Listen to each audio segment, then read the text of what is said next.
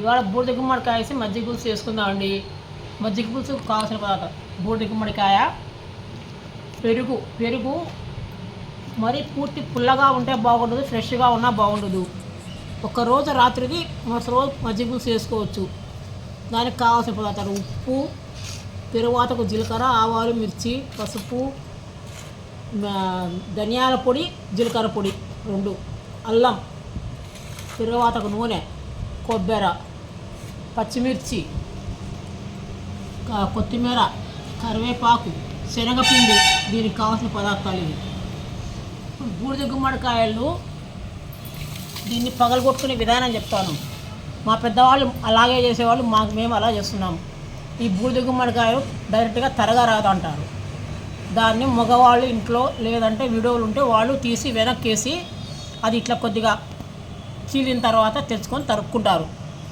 అది ఎందుకు ఏమేమి విశేషాలు మాకు చెప్పలే అప్పుడు వాళ్ళు, మేము అదే చెప్తున్నాం మీకు. ఇదిగోండి, బూడిద గుమ్మడికాయ ఇలా చెక్కు తీసుకుని నీట్గా చెక్కు తీసుకున్న తర్వాత ఇలా విత్తనాలు మొత్తం తీసేయాలి. ఇవి ఒలుచుకొని తింటే తినొచ్చు, లేదంటే పడేయచ్చు, అది మీ ఇష్టం.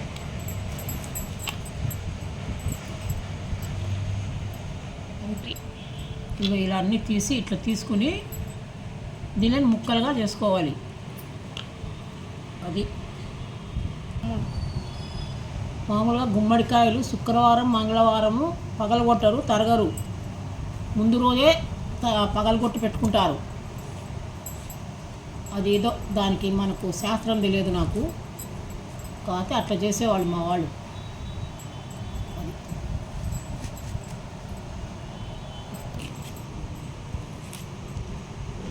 ఇలా కాస్త పెద్దగా తరుక్కొని పులుసు చేసుకోవాలి. ఇదిగోండి, ఇప్పుడు మిక్సీలోకి కొబ్బరి, అల్లము, పచ్చిమిర్చి, కొత్తిమీర, ఉప్పు అన్నీ వేసి మిక్సీ పడుతున్నాను. ఇప్పుడు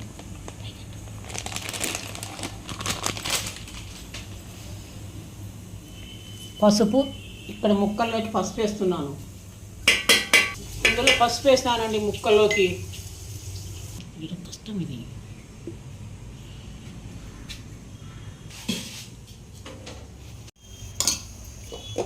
ఇప్పుడు ఇందులో కొబ్బరి దంచినట్టు, అల్లం, కొబ్బరి, పచ్చిమిర్చి దంచినటువంటి పేస్ట్ వేద్దాం ఇందులో.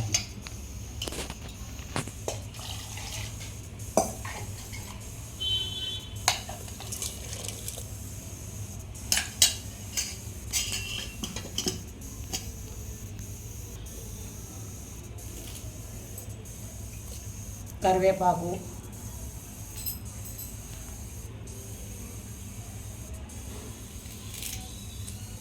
ఈ ముక్కలు మెత్తగా ఉడికే వరకు ఇంకా దీన్ని మనం చూసుకుంటూ మాడిపోకుండా, నీళ్ళు లేకుండా కాకుండా నీళ్ళు ఉండేటట్టు చూసుకుంటే చాలు. తర్వాత మళ్ళీ శనగపిండి కలిపి పోసేది మళ్ళీ చూపిస్తాం. జీలకర్ర పొడి, ధనియాల పొడి కూడా ఇప్పుడు వేసేస్తున్నాను నేను.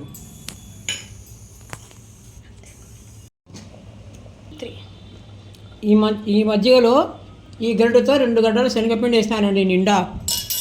ఇప్పుడు కలిపి దీన్ని, ఈ దెబ్బలు ఉడికినాయన్నీ ఇందులో పోసేయాలి.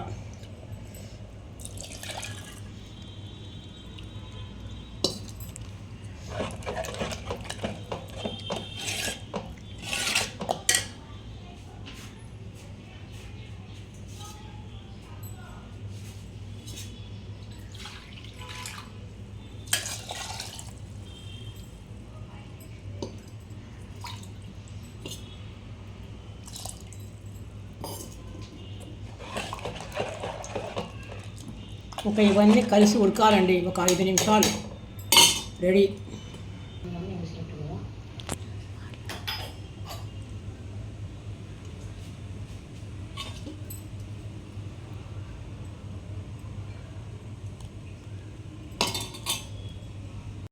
ఇదిగోండి, మజ్జిగ పులుసు రెడీ అయింది. దీంట్లోకి తిరగవాత వేశాను. నూనె తిరగవాతలో ఆవాలు, జీలకర్ర, ఎండుమిర్చి, కరివేపాకు మరియు ఇంగువ వేసినాను. అది తిరగవాత. అదంతా ఇట్లా రెడీ.